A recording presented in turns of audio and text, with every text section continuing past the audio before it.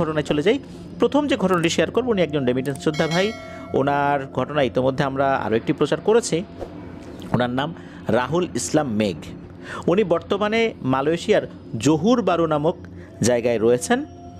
আর ওনার দেশের বাড়ি যশোর জেলার শার্শা উপজেলার নিজামপুর ইউনিয়নের শ্রীকোনা গ্রামে। উনি মালয়েশিয়াতে বর্তমানে মূলত পেইন্টিংয়ের কাজ করছেন। ওনার বস একজন চাইনিজ। এই চাইনিজ বসের আন্ডারে দুজন পেইন্টার রয়েছেন, তার মধ্যে দুইজন ইন্দোনেশিয়ান আর একজন বাংলাদেশি ভাই হচ্ছে এই রাহুল ইসলাম মেঘ ভাই।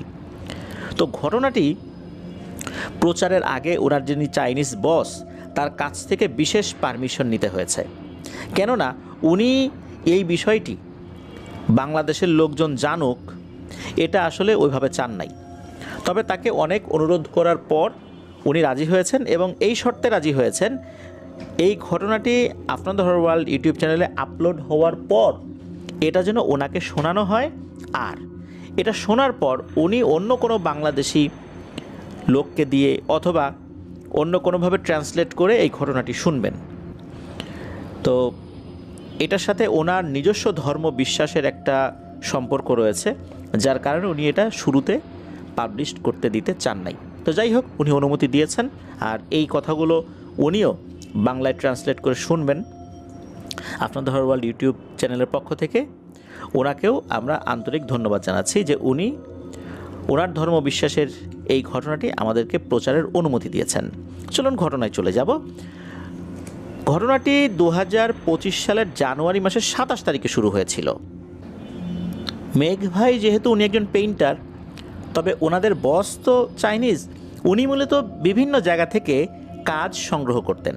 কাজ সংগ্রহ করার পর ওনার আন্ডারে থাকা এই দুইজন ইন্দোনেশিয়ান এবং একজন বাংলাদেশি রাহুল ইসলাম মেঘ ভাই, ওনাদেরকে দিয়ে কাজগুলো করাতেন। তো এরকম একটা কাজ ওই জহুর বারু নামক স্থানে একটা বিশেষ জায়গাতে পাওয়া যায়। এটা একটা প্যাগোডার মতো একটা মন্দির। তো এই মন্দিরে রঙের কাজ করতে হবে। এর আগেও কিন্তু মেঘ ভাই বিভিন্ন জায়গায় কাজ করেছেন, বিভিন্ন ধরনের মন্দিরেও উনি গিয়েছেন, মসজিদেও কাজ করেছেন, তারপরে চার্চ মানে গির্জাতেও গিয়েছেন, সেখানে কাজ করেছেন। তো উনি যখন সেখানে যাবেন, ওনার চাইনিজ বস ওনাকে বলে দেন কাজ কিন্তু খুব সাবধানে করতে হবে, কোনোভাবেই কোনো মূর্তির যেন ক্ষতি না হয়। এটা তো একটা কমন জিনিস, কোনো জায়গায় কাজ করতে গেলে সেখানকার কোনো মাল সামানের জন্য ক্ষতি না হয়, এটা তো যারা রঙের কাজ করেন তাদেরকে খুব সতর্কতার সাথেই এটা হ্যান্ডেল করতে হয়। তো এই ধরনের ইনস্ট্রাকশন ওনাদের জন্য আসলে নতুন ছিল না। তো ওনারা ওখানে যান, যাওয়ার পরে দেখা যায় বাইরের থেকেই যে এইটা যেই মন্দির আর কি, এটাই মূলত 3টা রুম রয়েছে। ওনাদেরকে ঢোকার আগেই বলে দেওয়া হয় 3টা রুমে 3জন ঢুকে যাবেন। 2জন ইন্দোনেশিয়ান 2টা রুমে ঢুকে যাবেন, আর একজন আর একটা রুমে ঢুকে যাবেন। আর ওনাদের যিনি বস, চাইনিজ বস, উনি আর একটা জায়গায় থাকবেন, উনি তদারকি করবেন আর কি।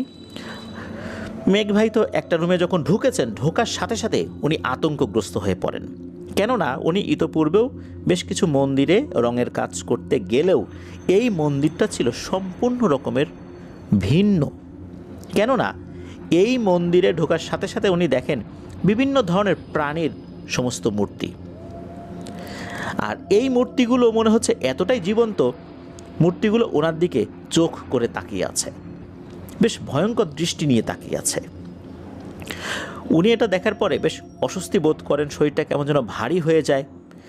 এরপর উনি যেই রুমটাতে ঢুকবেন আর কি, সেই রুমে ঢুকে পড়েন। ওই রুমে ঢোকার পর ওনার আরও ভয় লেগে যায়, কেননা ওই রুমেও বিভিন্ন ধরনের কিছু মূর্তি রয়েছে। এই মূর্তিগুলো মনে হচ্ছে ওনার দিকে তাকিয়ে আছে আর হাসছে। এর মধ্যে একটা মূর্তি বেশ অদ্ভুত। এই মূর্তিটা মানুষের অবয়বের, কিন্তু মাথায় 2টি শিং রয়েছে। আর এই মূর্তির যেই গড়নটা, অর্থাৎ এটা মানুষের মতো অবয়বের হলেও কোনো প্রাণীর বডির সাথে মিল রয়েছে। এই মূর্তিটাও বেশ ভয়ঙ্কর লাগছিল ওনার কাছে। তো ওনার যে কাজ, সেটা হচ্ছে রঙের কাজ করা। ভয়ঙ্কর লাগলেও কাজ তো করতে এসেছেন, কাজ তো করতেই হবে। তো উনি কাজ শুরু করেছেন। কিছু সময় কাজ করার পর ঘটে একটা দুর্ঘটনা। সেটা হচ্ছে ওনার নিজের অজান্তেই পাশে থাকা একটা ছোট মূর্তি মাটিতে পড়ে যায়, আর মাটিতে পড়ে সেটা ভেঙেও যায়। যখনই সেটা ভেঙে যায় মনে হলো খুব তীক্ষ্ণ একটা আর্তনাদ উনি কানে শুনতে পেলেন। উনি এই আর্তনাদ শোনার সাথে সাথে ভয় পেয়ে যান। ভয় পেয়ে ওই মূর্তিটার দিকে তাকিয়ে দেখেন মূর্তিটা ভেঙে গেছে। আর ঠিক ওই সময় ওনার মাথার পেছনে কে যেন ঠাস করে একটা চড় লাগিয়ে দেয়। এত জোরে চড় মেরেছে যে ওনার মাথা বনবন করে ঘুরতে শুরু করেছে। ওনার মাথায় আসলে কিছু কাজ করছে না। অনেক সময় মাথার পেছনে যদি আমরা কেউ আঘাত পাই তখন মাথা কিছু সময়ের জন্য কিন্তু বনবন করে ঘুরে ওঠে, মাথা কাজ করে না, মাথা ব্যথা শুরু করে। উনি তখন ওনার যে ইন্দোনেশিয়ান আরও দুইজন লোক কাজ করছে তাদেরকে ডাকেন, তারাও শব্দ শুনেছিল, বিশেষ করে মূর্তিটা পড়ে যাওয়ার শব্দ শুনেছিল। এরা দুজন চলে আসে, কী হয়েছে। সব ভাষা তো আসলে ওখানকার মালয় ভাষা, সেই ভাষাতেই ওনারা কথা বলছেন আর কি, বা এই ঘটনায় যত কথা সবই মালয় ভাষায় হয়েছে, আমরা বোঝার সুবিধার্থে বাংলায় বলছি। তো তারা এসে বলে কি হয়েছে, তখন উনি বলেন যে মূর্তিটা পড়ে গেছে, আমার মাথা খুব ব্যথা করছে। তখন ওই দুইজন ইন্দোনেশিয়ান বললেন যে তোমার এখন কাজ করার দরকার নেই, বাইরে যাও, বাইরে সুন্দর বাগান আছে, বসার জায়গা আছে, ওইখানে যাও, ওখানে গিয়ে বিশ্রাম করো, পরে এসে কাজ করো। আর যদি কাজ একান্তই করতে না পারো আমরা তো আসি, খুব একটা সমস্যা হবে না। তখন মেঘ ভাই বাইরে চলে যান। বাইরে যাওয়ার পর ওখানে বসেছেন। ওখানে মালয়েশিয়ার কিন্তু অনেক ধরনের গাছ রয়েছে, ওখানে প্রচুর নারকেল গাছ রয়েছে, পাম গাছ রয়েছে, আরও বিভিন্ন ধরনের গাছ রয়েছে। সব গাছের নাম উনি জানেন না, এটা জানিয়েছেন। তো এরকম কয়েকটা গাছের নিচে উনি বসে আছেন। হঠাৎ করে উনি ফিল করলেন যে ওনার আশেপাশে মনে হচ্ছে অনেকেই উপস্থিত রয়েছে, ঘোরাফেরা করছে, হাঁটাহাঁটি করছে, তবে উনি কাউকেই দেখতে পাচ্ছেন না। আমাদের একদম কাছাকাছি যদি কোনো মানুষ এসে দাঁড়ায় আমরা কিন্তু কিছুটা বুঝতে পারি, অনুভব করতে পারি। মানুষ কাছে এসে দাঁড়ালে তার শরীরের একটা অনুভূতি আমরা কিন্তু পাই, কিন্তু উনি কাউকে দেখছেন না, সেই অনুভূতি পাচ্ছেন। এর মধ্যে হঠাৎ করে খসখস খসখস শব্দ হয়। শব্দটা আসছে পাশে থাকা জঙ্গলের ভেতর থেকে, মনে হচ্ছে ওখান থেকে কিছু একটা বেরিয়ে আসবে। উনি দেখতে পেলেন 5-7টা কুকুর জঙ্গলের ভেতর থেকে বেরিয়ে আসলো, খুব শান্তভাবে বেরিয়ে আসলো। বেরিয়ে এসে ওনার চতুর্দিকে ঘুরতে শুরু করলো এবং ওনার দিকে এমনভাবে তাকাচ্ছে রাগান্বিত চোখ নিয়ে, মনে হচ্ছে এই কুকুরগুলো ওনাকে আক্রমণ করার জন্যই জঙ্গল থেকে বেরিয়ে এসেছে। তো এরকমটা হচ্ছে, উনি তো ভয় পাচ্ছেন যে হায় আল্লাহ, এটা কী হচ্ছে।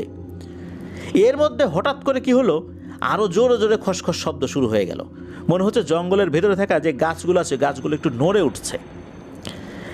এটা হতে হতেই হঠাৎ করে প্রায় মহিষের সমান উচ্চতার একটি ভয়ঙ্কর কুকুর জঙ্গলের ভেতর থেকে বেরিয়ে আসে। যেই না ওই কুকুরটা বের হয়ে আসছে, ওই যে ছোট ছোট যে কুকুরগুলো ছিল 6-7টা, যেটা ওই মেঘ ভাইয়ের চতুর্দিকে ঘোরাফেরা করছিল, এগুলো দৌড়ে আবার জঙ্গলের দিকে চলে যায়। তো এই দৃশ্য উনি দেখেছেন। আর যখন এত বড় এক আকৃতির একটা কুকুর ওনার সামনে এসেছে, তখন উনি যে কী মারাত্মক ভয় পেয়েছেন এটা আসলে উনি ছাড়া অন্য কেউ উপলব্ধি করতে পারবে না। কুকুরটা বের হয়ে এসেই ওনার দিকে ভয়ঙ্কর দৃষ্টিতে তাকায়, মনে হচ্ছে এই বুঝি ওনার উপর হামলে পড়বে। ভয়ে ওনার গলা দিয়ে আর কোনো শব্দই বের হচ্ছে না। উনি কি চিৎকার করবেন না কি করবেন, দৌড় দিবেন, ওনার সেই শক্তি নাই। কারণ দৌড় দিলেও এই কুকুরটা মুহূর্তের মধ্যে ওনার শরীরের উপর লাফিয়ে পড়ে ওনাকে ছিন্ন ভিন্ন করে ফেলবে। ওনার দিকে 5 থেকে 10 সেকেন্ড ভয়ঙ্কর দৃষ্টিতে তাকিয়ে ওই কুকুরটা খুব শান্তভাবে হেঁটে ওই মন্দিরের ভেতরে চলে যায়।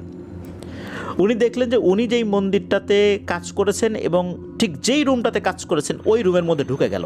এই দৃশ্য দেখার পর মেঘ ভাই সাহস করে আবার পিছু পিছু ঢুকছেন যে এই কুকুরটা কোথায় যায়।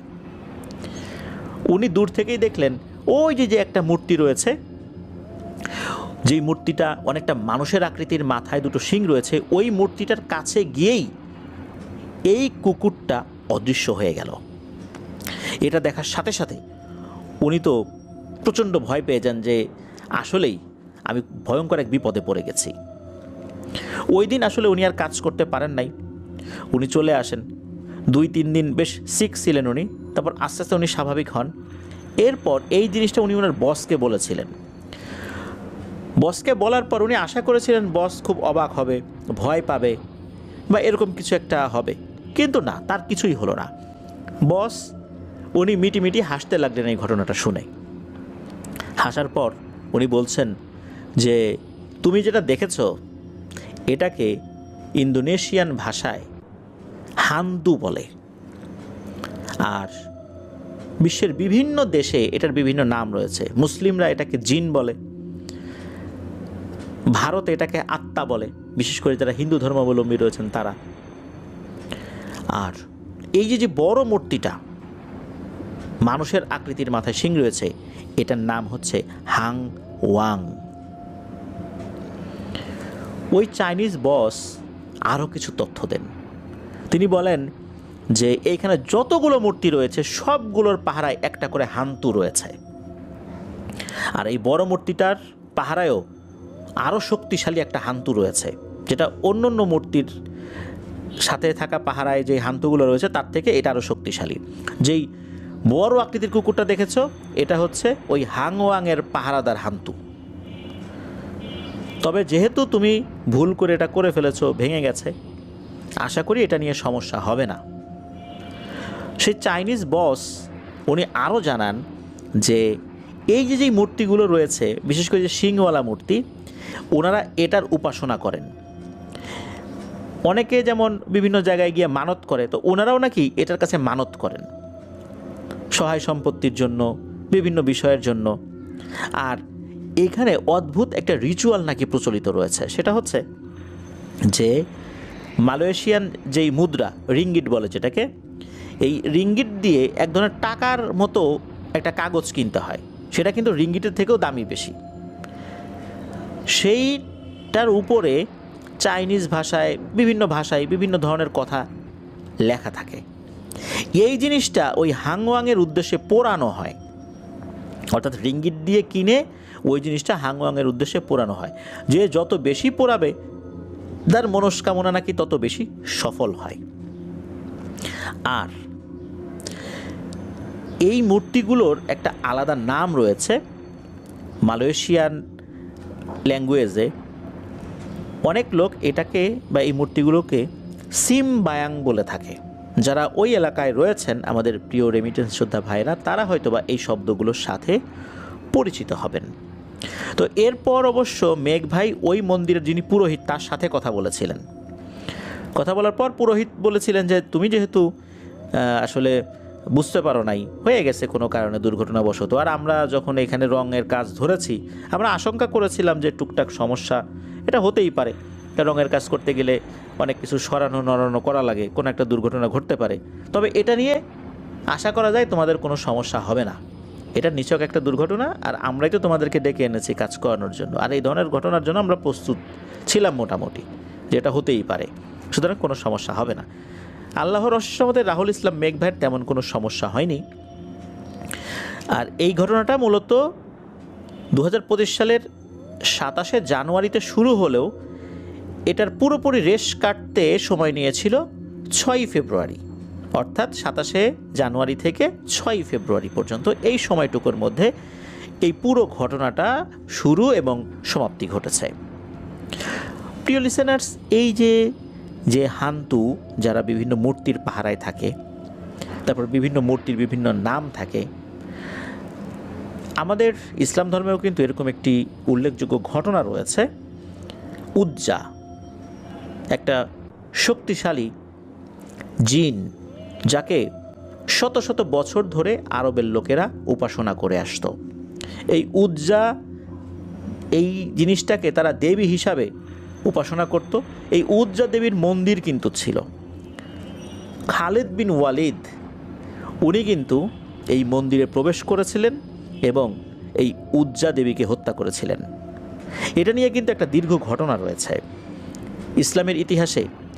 হযরত খালিদ বিন ওয়ালিদ রাদিয়াল্লাহু তাআলা আনহুর সাথে এই উজ্জা দেবীর মন্দিরের এই ঘটনাটা আপনারা হয়তো বা অনেকেই জেনে থাকবেন। যদি না জেনে থাকেন ইউটিউব থেকে সার্চ দিয়েও এই ঘটনাটা শুনতে পারেন যে আসলে সেখানে কি হয়েছিল, কি সেই ঘটনা ছিল।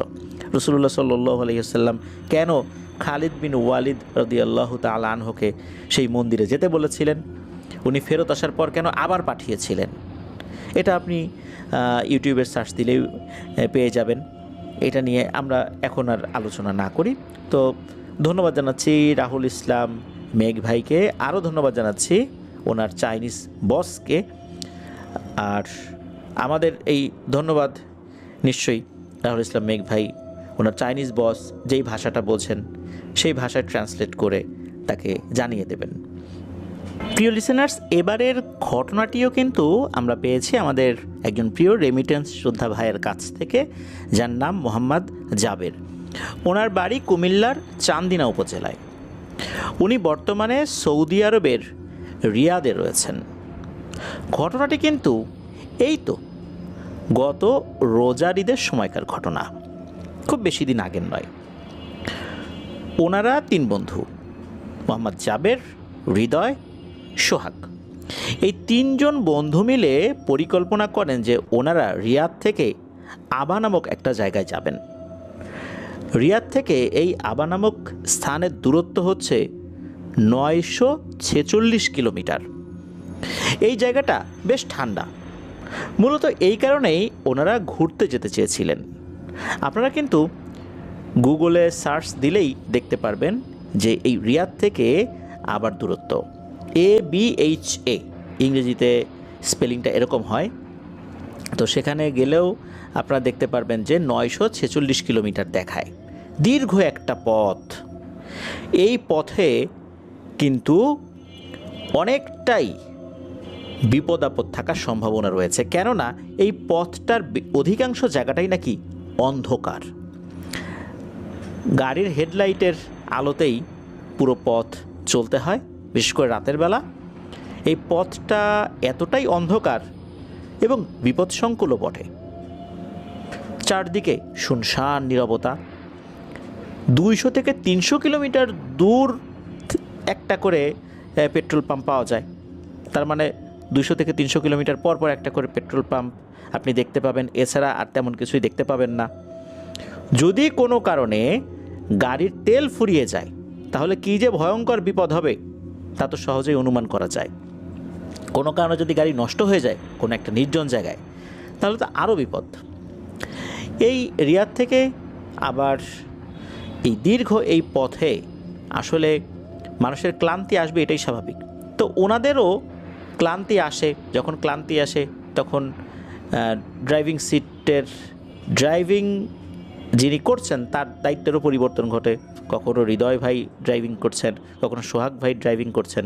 তবে জাবের ভাই আবার ড্রাইভিং একটু কম পারেন, যার কারণে উনি ড্রাইভিং করেন নাই।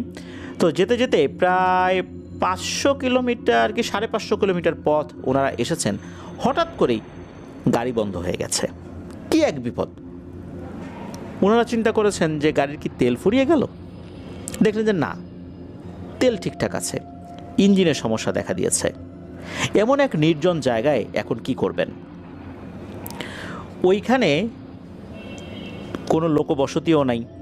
এর মধ্যে এই যে হৃদয় ভাই, ওনার আবার একটু জল বিয়োগের চাপ এসেছে। উনি গাড়ি থেকে নেমে রাস্তার পাশে গিয়েছেন। চারদিকেই কিন্তু মরুভূমি, রাস্তার এপাশ ওপাশ সব জায়গায় মরুভূমি, আর বড় বড় পাথরের পাহাড় রয়েছে সেখানে। তো উনি কিছুটা পথ এগিয়ে গিয়ে যখন জল বিয়োগ করেছেন, যখন উনি আবার ঘুরে গাড়ির কাছে চলে আসবেন, হঠাৎ করে একটা জায়গায় ওনার চোখ আটকে যায়। উনি তখন জাবের ভাই এবং সোহাগ ভাই দুজনকে ডাকলেন যে এই তোরা এদিকে আয় তো, দেখে যত একটা জিনিস, মনে হয় আল্লাহর রহমতে একটা আশার আলো দেখতে পেয়েছি। তখন ওনারাও তাড়াতাড়ি করে যান যে সে কী দেখলো। তো ওনারা দেখেন যে মরুভূমির ভিতরে একটা জায়গায় আলো জ্বলছে, একটা তাঁবুর মতো কিছু একটা দেখা যাচ্ছে, ওখানে আলো জ্বলছে। তার মানে হচ্ছে ওইখানে গেলে কোনো একটা সাহায্য সহযোগিতা পাওয়া যেতে পারে। আর আরও একটা বিষয় বলে রাখা ভালো যে আমাদের দেশে যেরকম অনেক বাগান রয়েছে, পার্ক রয়েছে, রিসোর্ট রয়েছে, আমাদের দেশে তো অনেক নদী নালা খালবিল রয়েছে। সৌদি আরবে তো এরকম না। আর ওখানে কিন্তু দিনের বেলায় এত গরম থাকে, এই জন্য মানুষজন কম বের হয়।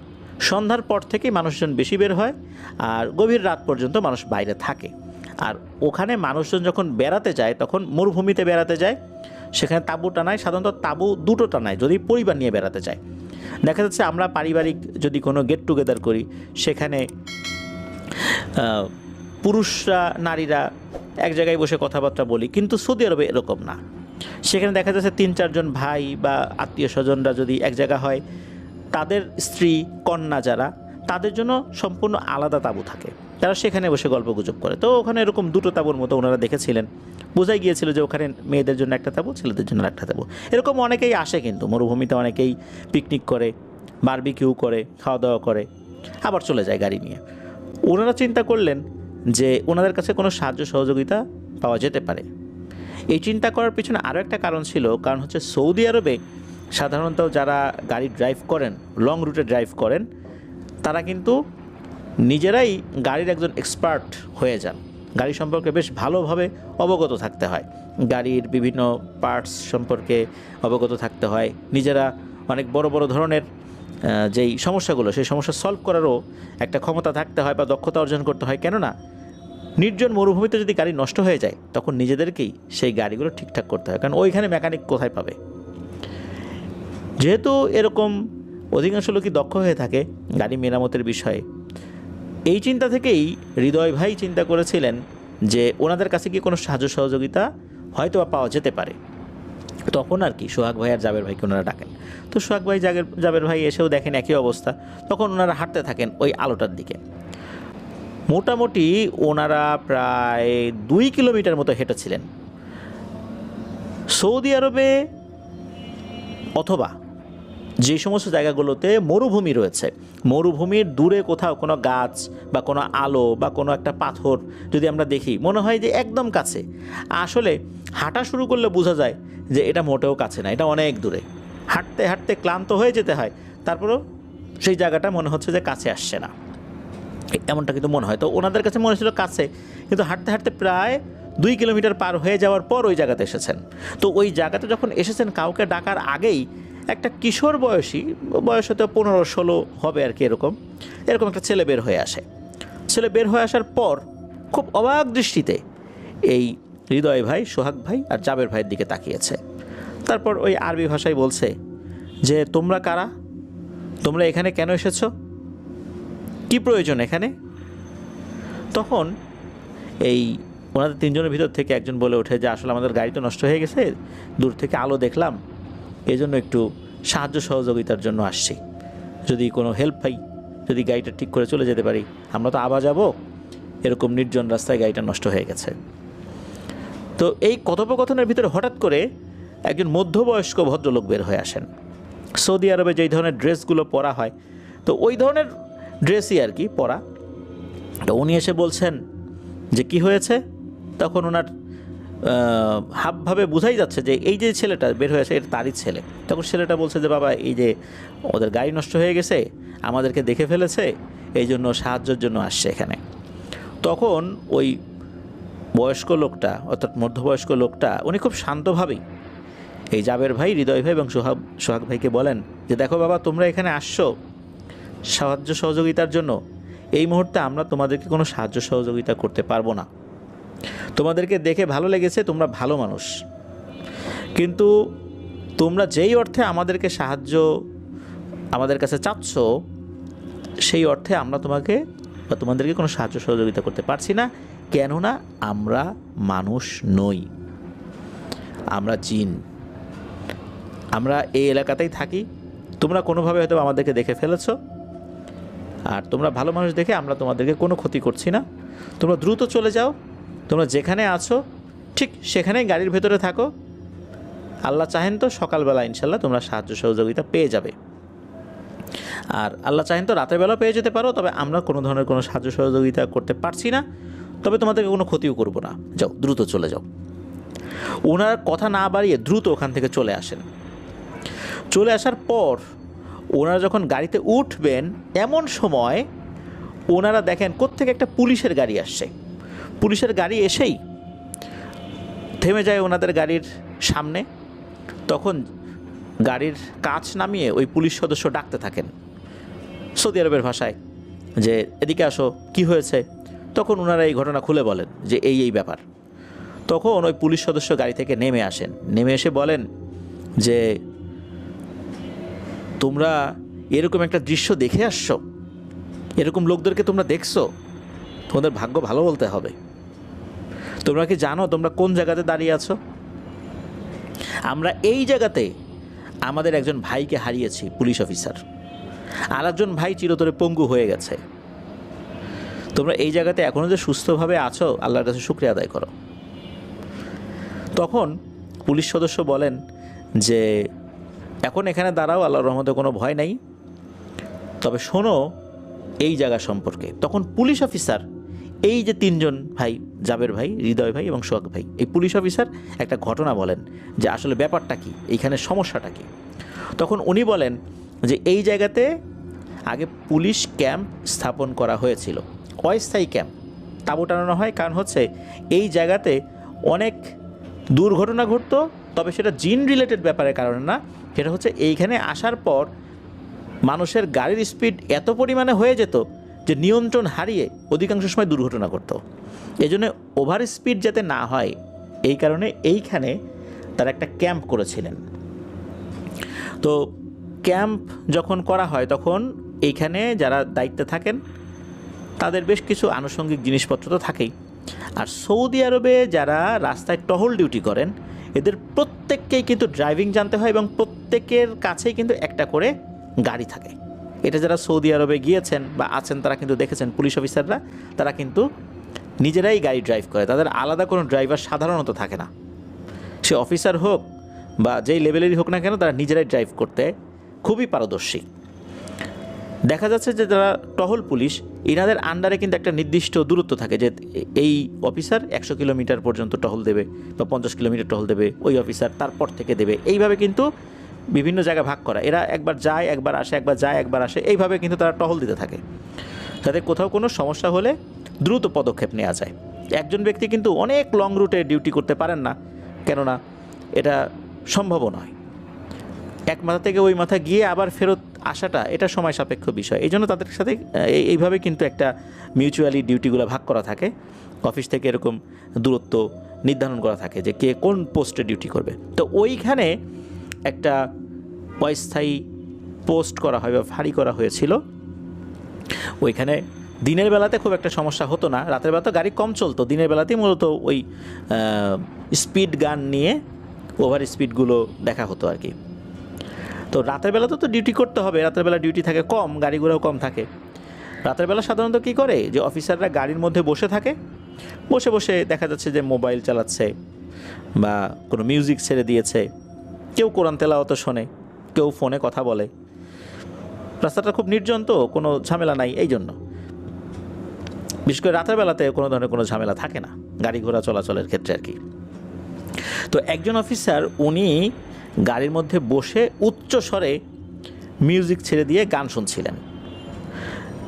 তো মিনিটখানেক যাওয়ার পর নাকি ওনার গাড়ির চতুর্দিক থেকে মনে হচ্ছে যে কে পাথরের ঢিল ছুটছে। তবে পাথর যে আসলে এসে গাড়িতে লাগছে এটা বোঝা গেল, কোন ধরনের পাথর এটা বোঝা যাচ্ছে না। তবে গাড়ির পেছনে, সামনে, গাড়ির ছাদে পাথর পড়ছে। তো উনি মিউজিকটা থামিয়ে গাড়ি থেকে যখন নেমেছেন তখন দেখেন যে না, সব কিছু স্বাভাবিক। কী ব্যাপার, কে এরকম শব্দ করছে এরকম নির্জন জায়গায়? সাধারণত সৌদি আরবে পুলিশের গাড়িতে পাথর ছুড়বে এরকম ঘটনা কিন্তু সচরাচর ঘটে না। তো সেই পুলিশ অফিসার দেখলেন যে না, কেউ নাই। উনি চিন্তা করছেন মিউজিক শুনতে শুনতে হয়তো বা মনের ভুলে এটা শুনেছেন। এরপর উনি আবার গাড়িতে উঠেছেন। গাড়িতে ওঠার পর আবার মিউজিক যখন ছেড়েছেন, আবারও সাথে সাথে ওই পাথরের বৃষ্টি শুরু হয়েছে গাড়ির উপরে। এবার উনি গাড়ি থামিয়ে দিয়েছেন। গাড়ি তো থামিয়ে দিয়েছেন বলতে গাড়ির ভিতরে থাকা মিউজিক থামিয়ে দিয়েছেন। তারপর উনি গাড়ি থেকে নেমেছেন। নামার পর উনি দেখতে পান যে ওনার গাড়ি থেকে কিছুটা দূরে, হয়তো বা 20-30 হাত দূরে, একটা কালো জুব্বা পরিহিত একজন বৃদ্ধ লোক তাকে হাতের ইশারায় ডাকছে। উনি যখন এই দৃশ্য দেখেছেন সাথে সাথে উনি বেশ আতঙ্কিত হয়ে যান। কেননা মরুভূমিতে এই ধরনের ড্রেস আপ, তারপরে আবার এরকম নির্জন জায়গায় একজন বৃদ্ধ মানুষ, এরা কিন্তু অনেক সময় ডাকাত বা ড্রাগ ডিলার হয়ে থাকে বা মাদক যারা চোরাচালান করে, এই চোরাচালান যে কারবারি যারা রয়েছেন এদের সদস্য হতে পারে। এরা কিন্তু মারাত্মক এগ্রেসিভ হয়ে থাকে। এরা কোনো মানুষকে খুন করে মরুভূমির ভিতরে যদি দাফন করে দেয় তাহলে কিন্তু এই ব্যক্তির লাশ খুঁজে পাওয়াও সম্ভব না, এমনকি ওই ব্যক্তি যদি ওই স্থানে এসে যেখানে কবর দিয়েছে সেটা শনাক্ত করার চেষ্টা করে সেটা অসম্ভব হয়ে যায়। কারণ মরুভূমিতে যখন বায়ু প্রবাহিত হয় তখন বালিগুলো একটা জায়গা থেকে একটা জায়গায় উড়ে উড়ে কিছুটা সরে যেতে থাকে, এই জন্য বিভিন্ন জায়গায় উঁচু নিচু কিন্তু হয়ে যায়, যার কারণে কোনো জায়গায় যদি কবর দেওয়া হয়েও থাকে সেটা কিন্তু পরবর্তীতে শনাক্ত করাটা খুব মুশকিল হয়ে যায় যদি কোনো স্পেশাল চিহ্ন দেয়া না থাকে। পুলিশ অফিসার চিন্তা করলেন যে এরা হয়তো বা ড্রাগ ডিলার হতে পারে, এই জন্য উনি আবার গাড়িতে গিয়ে একটা আর্মস নিয়ে আসলেন, আর্মসটা লোড করে রাখলেন, যে কোনো সময় ফায়ার করবেন যদি এমন মনে হয় যে তারা আক্রমণ করতে যাচ্ছে। তো উনি ওই লোকটার দিকে এগিয়ে গেলেন, এগিয়ে যাওয়ার পর একটা অদ্ভুত দৃশ্য উনি দেখলেন যে উনি যতটুকু দূরত্ব মনে করেছিলেন যে ওই লোকটা রয়েছে তার থেকে মানে হয়তো বা 20 হাত 25 হাত 30 হাত অতটুকু পথ আগানোর পর মনে হচ্ছে যে উনি সেম দূরত্বেই আবার পিছন দিকে সরে গেছেন, অথচ উনি কিন্তু হাঁটেন নাই। ওনার দিকে আবার আগানো শুরু করলেন, এরকম কয়েকবার হওয়ার পর উনি দেখলেন ওনার চতুর্দিকে ঠিক সেম ধরনের জামা কাপড় পরা, কালো জুব্বা পরিহিত অসংখ্য মানুষ বিভিন্ন বয়সের চতুর্দিক থেকে ঘিরে ধরেছে, তারা বেশ রাগান্বিত। তখন এদের মধ্যে থেকে যিনি বয়স্ক ব্যক্তিটা বলে উঠলেন, যাই তুমি এখানে কেন? তুমি এখানে আসছো ভালো কথা, তুমি উচ্চ স্বরে গান বাজিয়ে আমাদেরকে কেন বিরক্ত করছো? তুমি জানো আমরা কে? তখন এই পুলিশ অফিসার বুঝতে পারছেন যে এরা কে। তখন পুলিশ অফিসার বলছেন আমার ভুল হয়ে গেছে, আমি বুঝতে পারি না, এখানে তো আসলে আমাদের ক্যাম্প, এই জন্য আমি তো এখানে গাড়ির মধ্যে বসেছিলাম। তখন ওরা বলছে গাড়ির মধ্যে বসেছিলা তাতে তো আমাদের কোনো সমস্যা নেই, তুমি কেন উচ্চস্বরে গান বাজাইলা, এই শব্দ বাইরে কেন চলে আসলো, এতে তো আমাদের সমস্যা হয়েছে। তখন পুলিশ অফিসার ক্ষমা চান যে আমার ভুল হয়ে গেছে, আমি বুঝতে পারি নাই, আমাকে ক্ষমা করে দেন। তখন নাকি ওই সর্দার বলেছিল যে তোমাকে ক্ষমা করলাম, জানে মেরে ফেলতে পারতাম কিন্তু মারলাম না, তবে তোমার কোনো একটা ক্ষতি হবে, আর এই কারণে ক্ষতি হবে যাতে করে তোমাকে দেখে অনেকে শিক্ষা নিতে পারে, যাও এক্ষুনি এখান থেকে চলে যাও। পুলিশ অফিসার দৌড়ে তাড়াতাড়ি গাড়ির কাছে চলে আসেন এবং গাড়ি স্টার্ট করে অনেকটা দূরে চলে যান। পরের দিন মেইন যে থানা সেখানে গিয়ে এই বিষয়ে সিনিয়র অফিসারকে পুরো বিষয়টা খুলে বলেন এবং উনি বলেন যে এই ব্যাপার, এই ঘটনা ঘটেছে। তখন ওইখানে আর একজন তরুণ অফিসার, সে বেশ সাহসী, সে বলে ধুর এইগুলা কোনো বিষয় হলো নাকি, এগুলা কিছুই না, ওইখানে কোনো ড্রাগ ডিলাররা আসছে, ওইগুলোকে আমি হ্যান্ডেল করব স্যার, আপনি বিশ্রাম করেন, যেহেতু আপনি ভয় পেয়েছেন আপনি বিশ্রাম করেন কয়েকদিন, আপনার রিপ্লেস আমি ওইখানে যাব। এরপরে আসলে উনি ওই যে আগের অফিসার যিনি ভয় পেয়েছিলেন, উনি কয়েকদিন ছুটি চেয়েছিলেন, ওনার শরীরটা ভালো লাগছে না আর বেশ ভয়ও পেয়েছেন। তখন সিনিয়র অফিসার তাকে কয়েকদিনের ছুটি দেন, উনি বাড়িতে চলে যায়। বাড়িতে চলে যাওয়ার পরেই নাকি ওনার এক পায়ে ফোড়ার মতো উঠতে থাকে এবং সেটা মাত্র কয়েকদিনের মধ্যে হাঁটু থেকে একদম উরু পর্যন্ত চলে আসে আর প্রচণ্ড ধরে যায় কয়েকদিনের মধ্যে, মানে ট্রিটমেন্টের কোনো সুযোগই আসলে ওভাবে হচ্ছিল না। তো এই যে ব্যাপারটা, এই ব্যাপারটা যখন তার সাথে হয়, পরবর্তীতে চিকিৎসা করে দেখা যায় যে তার এই পা অকেজো হয়ে যাবে এবং যদি কোমর পর্যন্ত ধরে যায় তাহলে কিন্তু তার বেঁচে থাকাটাই কষ্ট হয়ে যাবে। এরপর তার উরু থেকে পাটা কেটে বাদ দিতে হয়েছিল। এটা তো গেল ওই অফিসারের সাথে ঘটনা, কিন্তু এই যে পরে বলতে উনি যেদিন এসে থানায় রিপোর্ট করলেন যে এই ব্যাপার হয়েছে, আমি যেতে ভয় পাচ্ছি, তখন ওই যে তরুণ অফিসার যিনি গেলেন, ওই রাত্রে উনি যখন ডিউটিতে গিয়েছেন, গভীর রাতের একটা পর্যায় থেকে ওনার ওয়্যারলেস থেকে আর কোনো মেসেজ আসে না। তারা মানে কন্ট্রোল রুম থেকে তার সাথে যোগাযোগের চেষ্টা চলছে, কিন্তু উনি কোনো মেসেজ রিপ্লাই করেন না। ঘটনা কি? তখন ধারণা করা হলো হয়তো বা ওনার ওয়াকি টকি বা ওয়্যারলেসের চার্জ শেষ হয়ে গেছে, যার কারণে উনি রিপ্লাই দিতে পারছেন। এটা হতেই পারে, কোনো টেকনিক্যাল ফল্ট হতেই পারে। এরপর সকালবেলা যখন ওইখানে যাওয়া হয়, দেখা গেল ওনার গাড়ি সব ঠিকঠাক আছে, এভরিথিং ইজ ওকে, বাট উনি নাই। কোথায় গেল? তখন অন্যান্য পুলিশ সদস্যরা খোঁজাখুঁজি শুরু করলেন। খুব বেশি দূর যেতে হয়নি, আধা কিলোমিটারের মধ্যেই এক ভয়ঙ্কর দৃশ্য ওনারা দেখতে পান যে ওই অফিসারের কোমর থেকে মাথা পর্যন্ত উল্টো করে মরুভূমির মধ্যে গেড়ে রাখা, পা দুটো উপরের দিকে। এটা দেখার সাথে সাথে ওনারা তো দৌড়ে যান, তাকে টেনে বের করেন। উনি মারা গেছেন আরও বহু আগেই। ওনার ডেড বডি নিয়ে আসা হয়। এরপর পুলিশরা সিদ্ধান্ত নেন যে না, এখানে আর কোনো পুলিশ সদস্যকে ডিউটিতে পাঠানো যাবে না, একজন ভালো রাকিকে পাঠাতে হবে। তিনি গিয়ে এই সমস্যার সমাধান কিভাবে করা যায় এই বিষয়ে নেগোসিয়েশন করবেন। এরপর একজন ভালো রাকিকে ওনারা পাঠান। সৌদি আরবে তো অধিকাংশ লোকই ড্রাইভিং জানে, তো সেই রাকি নিজেই গাড়ি ড্রাইভ করে রাতের বেলা ঠিক ওই জায়গাতে, যেই জায়গাতে এই দুই পুলিশ অফিসারের সাথে এই ঘটনা ঘটেছিল, ওই জায়গাতেই বসে আছেন, চুপচাপ গাড়িতে বসে আছেন, চুপচাপ বসে আছেন আর উনি জিকির আজগার করছেন।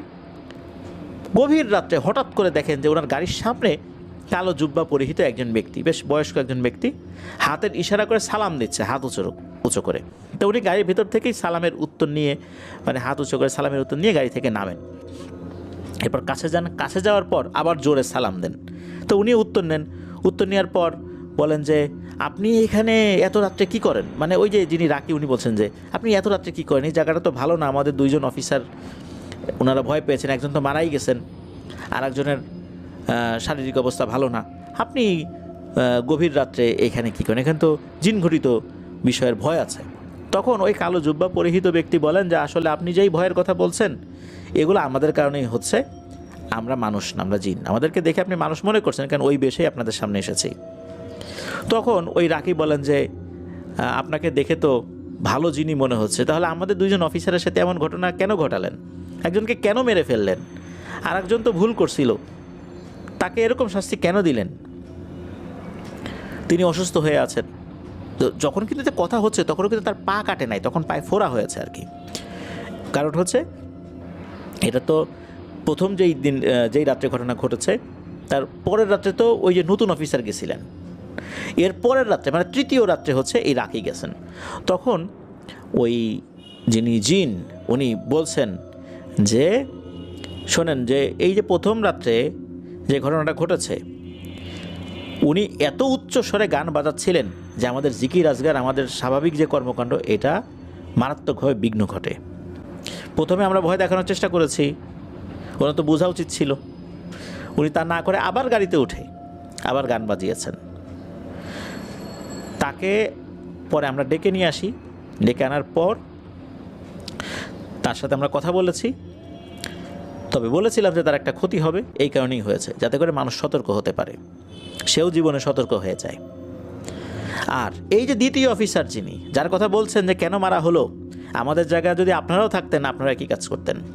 কেননা এই অফিসার দ্বিতীয় রাত্রে আসার পর এমন বিশ্রীভাবে গালিগালাজ করেছে এখানে দাঁড়িয়ে, এটা কারো পক্ষে মেনে নেওয়া সম্ভব নয়। শুধু তাই নয়, সে তার মোবাইল ফোন বের করে অনেক অশ্লীল কর্মকাণ্ড করেছে, অশ্লীল কথাবার্তা বলেছে, অশ্লীল ছবি দেখেছে, ভিডিও দেখেছে। এই জিনিসগুলো আসলে ইচ্ছাকৃতভাবে করেছে, যাতে করে এইখানে যে কিছু নাই এই জিনিসটা সে বোঝানোর চেষ্টা করেছে। আর এমন অশ্লীল কথা বলেছে আমাদেরকে উদ্দেশ্য করে, এটা কারো পক্ষে মেনে নেওয়া সম্ভব না, সে সম্পূর্ণ ইচ্ছাকৃতভাবে করেছে। এরপর তাকে আমরা টেনে হিচড়ে এইখানে নিয়ে এসে একে মাটিতে পুঁতে দিয়েছি। সে আমাদেরকে দেখার পরেও অনেক তুচ্ছ তাচ্ছিল্যমূলক কথা বলেছে, সুতরাং এটা তার প্রাপ্য ছিল। তখন ওই যে রাকি উনি বলছেন যে দেখেন, আপনারা যদি এরকম করেন তাহলে পুলিশটা কিভাবে ডিউটি করবে, তারা তো ভালোর জন্য করছে, এখানে ওভার স্পিড হচ্ছে, দুর্ঘটনা ঘটছে, এই জন্য তো এখানে ক্যাম্প স্থাপন করা হয়েছে।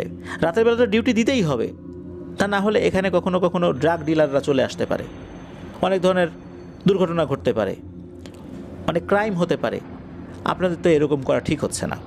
তখন ওই জিন বলেন যে আপনার সব কথাই বুঝলাম, এই জায়গাতে নতুন করে ক্যাম্প হওয়ার পর আমাদের কিছু সমস্যা হচ্ছে, যার কারণে আমরা আপনাদের উপর খুব বিরক্ত। তখন ওই রাকি বলেন যে তাহলে আপনারাই বলে দেন যে কোন জায়গায় ক্যাম্প স্থাপন করলে আপনাদের কোনো অসুবিধা হবে না। তখন নাকি ওই জিন হাতের ইশারা করে প্রায় আধা কিলোমিটার বা 1 কিলোমিটার দূরত্বে, মানে ওইখান থেকে আধা বা 1 কিলোমিটার দূরত্বে একটা জায়গা দেখিয়ে দেন যে আপনারা ঠিক ওই জায়গাতে ক্যাম্প স্থাপন করেন, ওখানে করলে আমাদের কোনো সমস্যা হবে না, আর ওখানে অন্য কোনো জিনেদের আবাসও নাই। ওই জায়গাটা ফাঁকা আছে, আপনারা ওখানে করলে আমরা কোনো ধরনের কোনো আপত্তি করব না। তবে শর্ত একটাই, ওখানে ক্যাম্প স্থাপন করার পর দিন হোক রাতে হোক উচ্চস্বরে আপনারা গান বাজনা করবেন না, মোবাইল ফোনে বা অন্য কোনো ডিভাইসে গান বাজনা বাজাবেন না। তখন রাকি ওনাকে বলেন যে এই প্রস্তাবনাটা তো আসলে রাখা না রাখা এটা হচ্ছে ঊর্ধ্বতন কর্তৃপক্ষের বিষয়। উনি বলেন যে আপনাদের এই বিষয়টা অবশ্যই আমি জানাবো এবং আশা করছি তারা একটা ভালো পদক্ষেপ নেবেন। এরপরে সালাম বিনিময় করে রাকি ওখান থেকে চলে আসেন এবং ঊর্ধ্বতন কর্তৃপক্ষকে বিষয়টা জানালে তারা ওখান থেকে ক্যাম্পটা সরিয়ে সামনে নিয়ে যান। তো এই যে ব্যাপারটা, এই যে মেইন ব্যাপারটা কিন্তু এই যে জাবের ভাই, হৃদয় ভাই, সোহাগ ভাই ওনারা কিন্তু একজন পুলিশ অফিসারের কাছ থেকে শুনেছিলেন যে ওই জায়গার সমস্যাটা কি। পুলিশ অফিসার এই কারণে অবাক হয়েছিলেন যে ওখানে তাদের 2 জন অফিসার বিপদে পড়েছে, একজনের পা কেটে বাদ দিতে হয়েছে, যদিও বা তিনি এখন সুস্থ আছেন, বেঁচে আছেন, আর আরেকজন তো মারাই গিয়েছে। তো উনি অবাক হয়েছেন যে ওদেরকে দেখে সুস্থ শরীরে বের হয়ে আসছে ওনারা, এই জন্যই পুরো ঘটনাটা খুলে বলেন। তো এখনও কিন্তু ওই জায়গাটা, বিশেষ করে যেই জায়গাতে ওনারা গাড়ি থামিয়ে দিয়েছিলেন আবা যাওয়ার পথে, রিয়াদ থেকে প্রায় 550 কিলোমিটার দূরে ওই নির্জন রাস্তার ওই জায়গাটা এখনও গভীর রাত্রে যদি কেউ যায় তাহলে কিন্তু ভয় পেতে পারেন।